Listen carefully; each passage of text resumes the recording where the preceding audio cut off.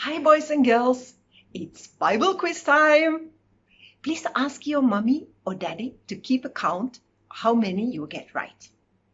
Get ready, set, go. How many elephants did Abraham bring on the ark? None! Abraham wasn't at the ark. Noah was. What was Paul's name before God spoke to him? Saul. How many emeralds did Judas receive as payment for betraying Jesus? None. Judas was given 30 pieces of silver. What was David's job before he became a king? You got that. He was a shepherd. Who gave Joseph the beautiful multicolored coat? That's right. It was his father. How long was Job in the belly of the whale? Job wasn't in the whale. Jonah was. So, how many of you got one wrong? You're not the only one. I did too. Some of those questions were pretty tricky, weren't they? Sometimes the right answer is pretty hard to figure out. The hardest is when there isn't a right answer at all. Back when Jesus was on earth, people tried to trick him with questions all the time. They just really wanted Jesus to make a mistake. What do you think? Do you think they were able to trip Jesus up? Well, let's find out. The leaders of the church were called Pharisees, and they didn't like Jesus at all. They thought he was a fake, and they really didn't like that people were listening to him instead of them. They were afraid they would lose so many of their followers to Jesus that they would lose their jobs and money. The Pharisees tried all sorts of things to make Jesus look bad. After a while, they ran out of things to say, so they decided to try to get Jesus himself to say something bad. They were going to ask him a trick question. Surely they could catch him off guard and get him to say something wrong. So they asked him, is it right to pay the imperial tax to Caesar or not?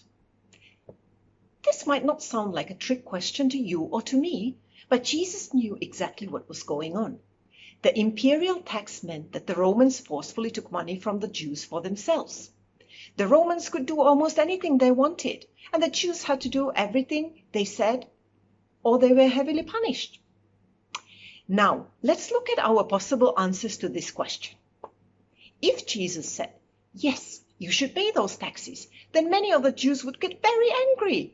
The Jews didn't like the Romans, and they didn't like anyone who supported them either. So they would easily turn away from Jesus if he showed support for them. So would that have been a good answer?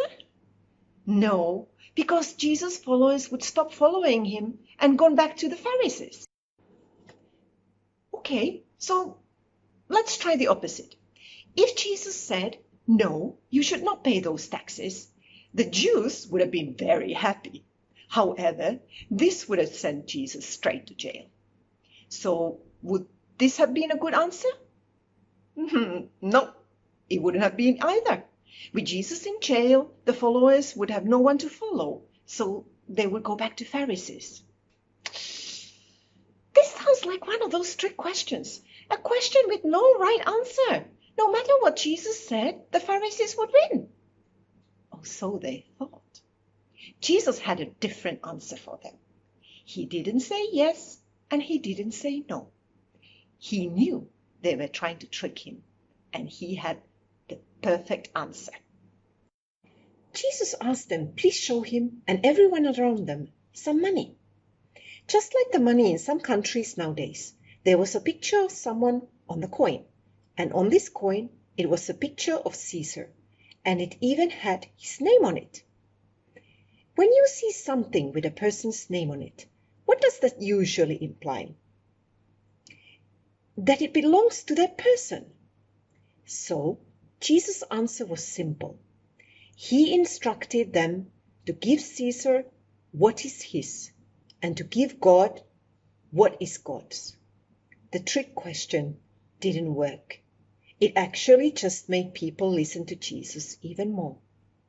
Everyone was amazed with Jesus' wisdom and his ability to provide the right answer when there was none.